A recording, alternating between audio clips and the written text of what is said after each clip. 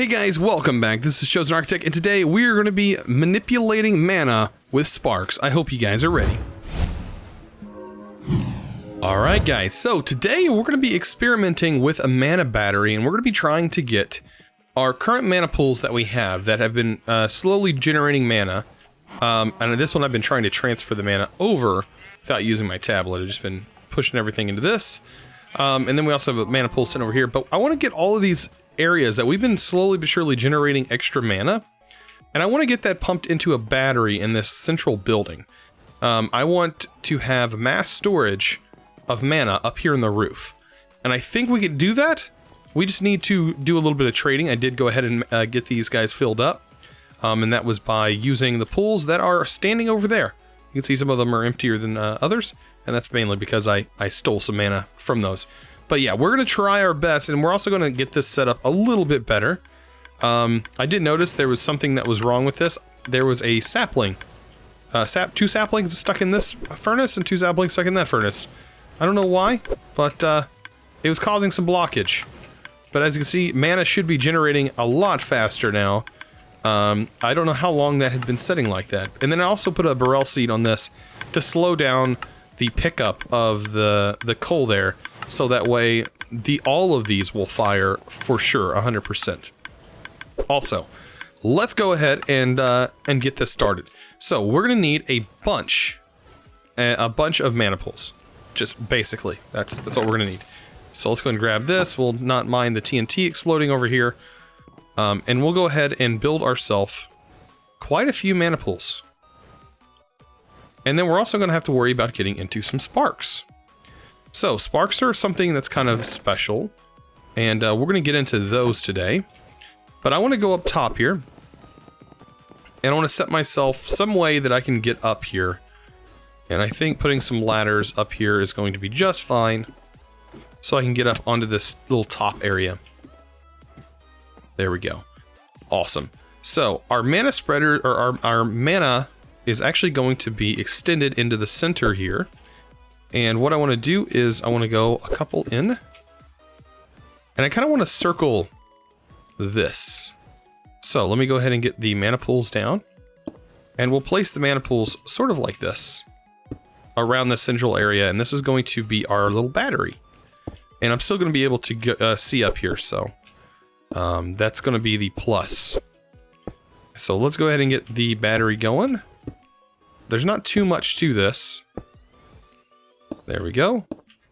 So this will be our central battery, and then we're going to have pools that I think I can set them out here, but we're going to have them actually transferring mana to these pools here, and these are going to store the mana. So let's see. Okay, so I have the mana pools down here. I think I'm going to have a couple of pools, or maybe mana spreaders, sending mana to these pools that are going to be on the edge here. So there's going to be a pool here. On this side, it's going to be a little bit different, because I'm going to need to get mana in. I may wrap everything onto these corner sides. I don't know. I'm still trying to figure this out as I go. We may revise this, but mana. I do want mana going into these main pools. Okay. So, with that being said, let's go ahead and see what we can do here then. So we should be able to take mana from all of these pools with a recessive trait, I do believe, and hook that into a dominant, and it will draw all the mana from this and move it into a certain mana pool. And I think it has a 16 block radius it can pull from. And it's kind of a joke, kind of funny that it says I can say pull from, because it literally is going to pull from this block. There's no real good way of making this look good either. Let me think. So we have 1, 2, 3, 4, 5, 6, 7, 8, 9, 10, 11, 12. And I might be able to pillar this up a little bit. Probably put a mana pool up here. It doesn't look that great. I might do something with this later, though. And we're going to see if we can make some sparks. So, sparks are not too hard in themselves to make. They do require some sort of flower petal.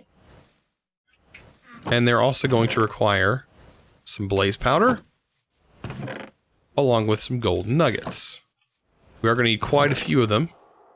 So I'm going to go ahead and make a bunch of gold nuggets. And we're going to make a bunch of sparks. So there's 19 sparks. And then we have here a couple of a few different types of sparks. I don't know too much about the dispersive or the isolated. I think the isolated removes traits from these guys, but we can do recessive and dominant. So dominant is going to pull all the mana to its central location from all normal sparks. Recessive is going to it's going to allow you to put mana into it, and it's going to feed into normal sparks. So technically, if we make a spark, 4 sparks, we can put a dominant, I think, on one of these pools, but I don't know how to get it to transfer to that pool. That's going to be interesting to try and figure out. So you place sparks above your mana pools, like that. And this one we should be able to reach, but I want to try and get a dominant on there and see if that links. So we're going to need pixie dust. That requires a mana pearl. And we're going to get a few of those, because we're actually going to need quite a few. So there's 16 mana pearls. And we're going to turn that into pixie dust by throwing that into the portal. And that should get us exactly what we want. Look at all that pixie dust. There we go, got one dropped out. Awesome. So now that we have that, we're going to need some runes as well. So the dominant requires a Rune of Fire.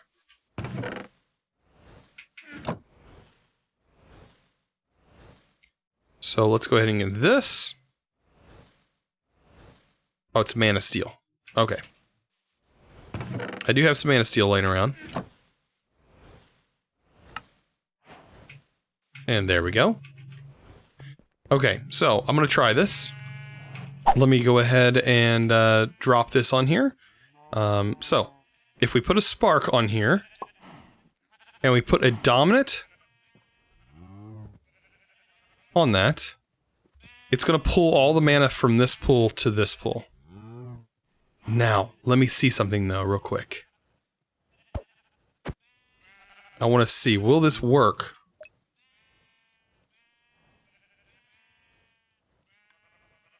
Thought you could... Was it function mode? There we go. I want to see, will this reach up here? So no. So these pools are too far away for this to work. Okay. So that's what I needed to know. But as you can see, it fills that pool super fast. And I might actually move that pool more centralized. I doubt I can make this jump. Oh, I can. Nice. So I'm going to centralize this a little bit better. I'm going to put it more towards the center.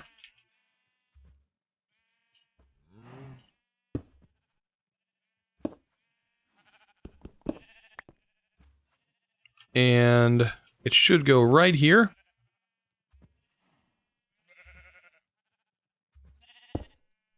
And what I can do is just literally take the spark off of those, and I'll just move everything over to this pool. So I can put a normal spark here, and it's going to pull from this pool first, because it's the closest one. We'll put a spark over here, and we'll throw that on it. And it should automatically pull from this one. It's going to pull from here as well, but it should pull from this pool first, draining it completely. The thing is, I don't know if I can get, with this being a dominant, if this pool, it also has a dominant, will it pull from this? We're going to figure that out. That's the ultimate goal, to be honest. But this is a good way of transferring mana, for sure. One of the faster ways. If this doesn't empty out all the way, I will use my bauble. There it is. We'll take that. I will take you. And we can test this out. Let's go ahead and make another dominant. That'll be a fire right there. We'll make ourselves another dominant. Awesome. And we should be able, I would think, be able to pull. It's the only pull over here. So if there's two dominants, hopefully they interact like that.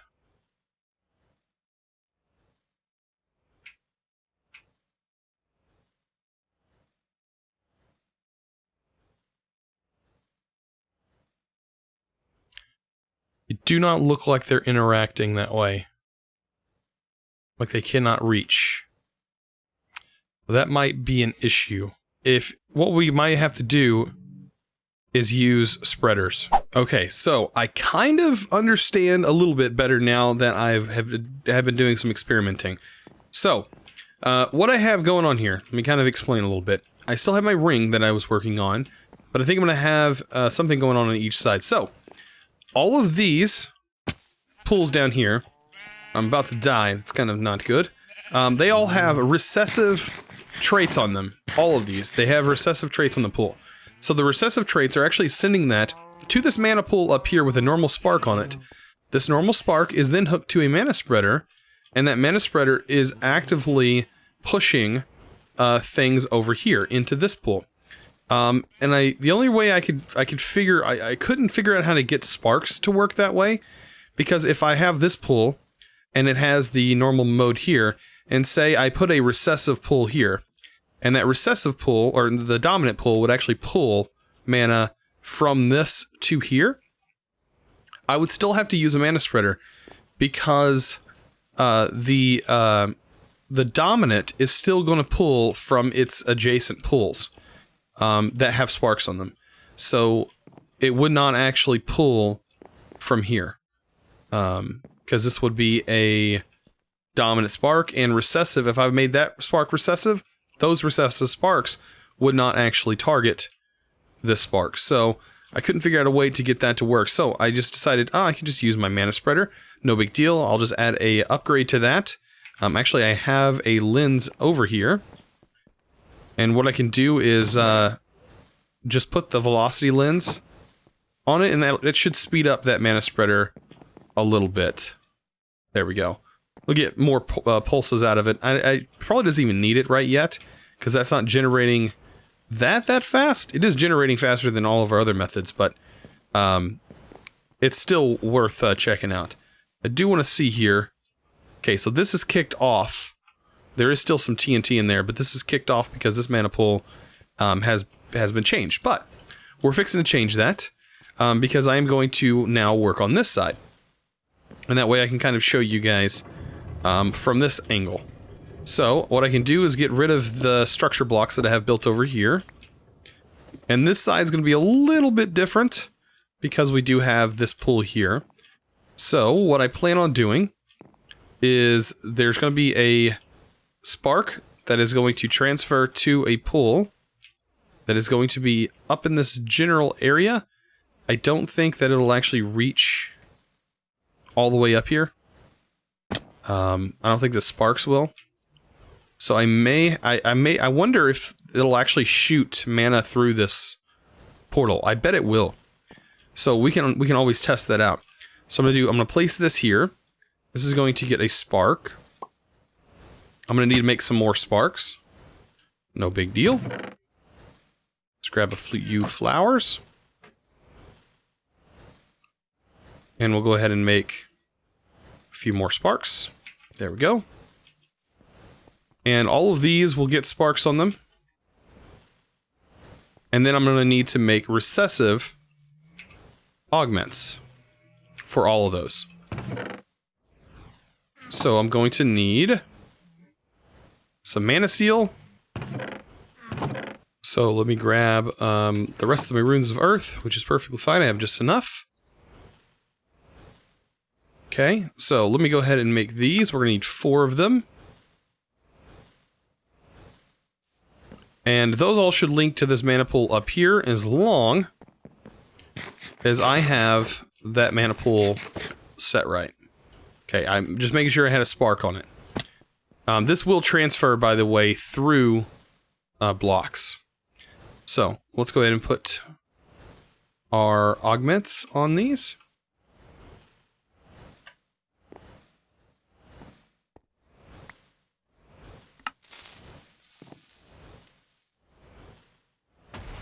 There it goes. And that started back up. Let me put the lens back on here. And there we go. So all of those are transferring mana to this one pool. And then what I'm going to do is goodbye mana spreader there. I'm going to take you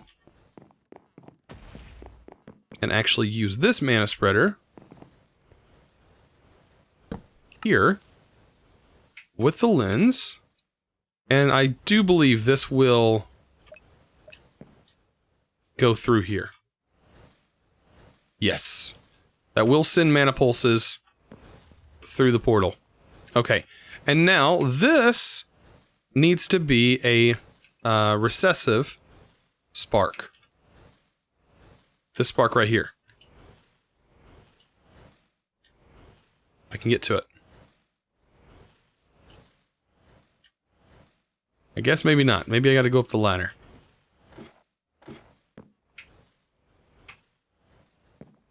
But once it's a recessive spark, it will then transfer to all the other adjacent pools. There it goes. So as you can see, it's dispersing all the mana to all of these pools, which is then making this a giant battery. Which is kind of nice. And then also I'll have to do it to this side over here. Now this one's going to be a little bit different because these mana pools are a little bit farther away, and it's again going to require a bit more runes. And then I actually need to worry about this one a little bit different.